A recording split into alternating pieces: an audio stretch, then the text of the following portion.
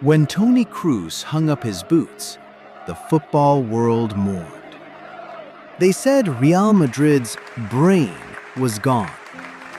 They said the number 8 jersey was too heavy for anyone else to wear. But Toni Kroos knew something we didn't. He didn't just leave a gap. He handpicked a successor. And after what we just witnessed against Manchester City, it's clear that Fede Valverde isn't just replacing Kroos. He's evolving the position into something we've never seen before. This isn't just a player in form. This is the birth of the greatest midfielder in the world. This is the story of how Fede Valverde became the king of Madrid. But let's be honest, the transition wasn't seamless. In the beginning, the Bernabéu was a place of ghosts. Every time Fede touched the ball, the fans weren't looking at what he did. They were looking at what he wasn't. He wasn't the professor. He didn't have that surgical, cold-blooded calmness that defined the Kroos era. While Kroos moved like a chess grandmaster, Fede moved like a storm. And for a while, the football world didn't think a storm was what Madrid needed. During the early months of the 2025 season, the skepticism was suffocating. The Spanish press was ruthless. They called him a decoy. They said he was a luxury runner who lacked the elite IQ required to anchor the most demanding midfield in history. There were nights where the number 8 jersey looked like it was wearing him. We saw the frustration. We saw the misplaced passes that Toni would have made in his sleep. We saw a player caught between two identities, the little bird who wanted to fly everywhere, and the successor who was told to sit still and dictate. It was a tactical prison. If Fede stayed back to play like Kroos, Madrid lost his energy. If he ran forward, Madrid lost their shape. The successor experiment looked like it was failing. The shadow of the German legend was growing longer with every game. La verdad, para mí es un placer dar mi número a este chico, Fede Valverde. And the weight of that jersey, it started to look like it might finally break him. But then the silence broke. Carlo Ancelotti, the man who has seen every tactical shift in the history of the game, realized something crucial. You don't put a Ferrari in a school zone. Ancelotti stopped asking Fede to be a metronome and started asking him to be a monster. He unshackled him.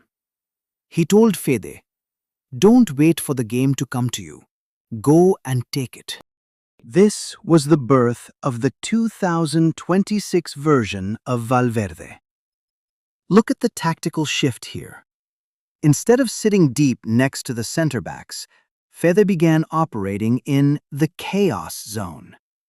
He became a hybrid, a ghost in the midfield that no manager could mark. One moment, he's a third center-back, stopping a counterattack with a 30-yard recovery sprint. 3 seconds later, he's an overlapping winger, crossing the ball with pinpoint accuracy. He started using his engine, not just to run, but to overwhelm. He discovered that while he couldn't pass like Kroos, he could move in ways Kroos never could. He began using his physical gravity to pull defenders out of position, creating gaps for Mbappe and Vinicius that didn't exist before. The successor experiment hadn't failed. It had evolved. He wasn't the new Toni Kroos. He was the first Federico Valverde.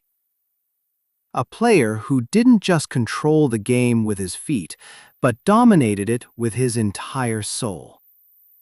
The little bird was officially dead. The Falcon had arrived. Everything culminated in one historic night against Manchester City. This wasn't just a game. It was a coronation. In just 22 minutes of first-half madness, The successor became the standard. Look at the connection. Courtois launches a 60-yard diagonal. In the past, Fede might have chased it. Now he controls it. One touch to cushion the ball, one move to leave Donnarumma stranded, and a finish that silenced the away end. The engine was starting to hum. Goal 2. 7 minutes later. This was the in-between Fede. He didn't wait for a pass from Vinicius. He anticipated the error. A low left-footed bullet into the bottom corner. The Bernabéu wasn't just cheering. They were realizing that the number 8 jersey finally had a new master. But the third? That was for the history books. Valverde runs off the back of Rodri, dinks the ball over Marc Guéhi with a touch of a world-class striker, and volleys it home before it even hits the grass. A first-half hat-trick against the most disciplined defense in Europe. Pep Guardiola could only watch from the sidelines as his tactical system was shredded by a man who was everywhere at once. That night, Fede Valverde didn't just win a match, he wrote himself into Madrid folklore. I sang his praise a few weeks ago, but again, running out of words to describe him. I think he's the most underrated footballer on the planet. The skeptics, gone. The little bird, dead. The King of Madrid, he's standing right here. So, we ask again, how do you replace a legend? The answer is simple. You don't. You evolve. You find the player brave enough to take the weight of history and turn it into fuel. Fede Valverde is no longer just Toni's student. He is the first of his kind. A midfielder with the heart of a defender, the lungs of a marathon runner, and the soul of a striker. For years, the Bernabéu looked to the center circle to find its pulse.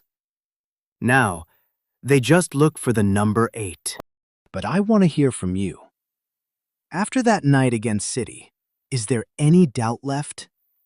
Is Fede Valverde the best midfielder in the world right now? Or does he still have more to prove? Let me know in the comments. If you loved this story, hit the subscribe button and join the club. We're covering the biggest narratives in football every single week. This was the rise of the king. Thanks for watching.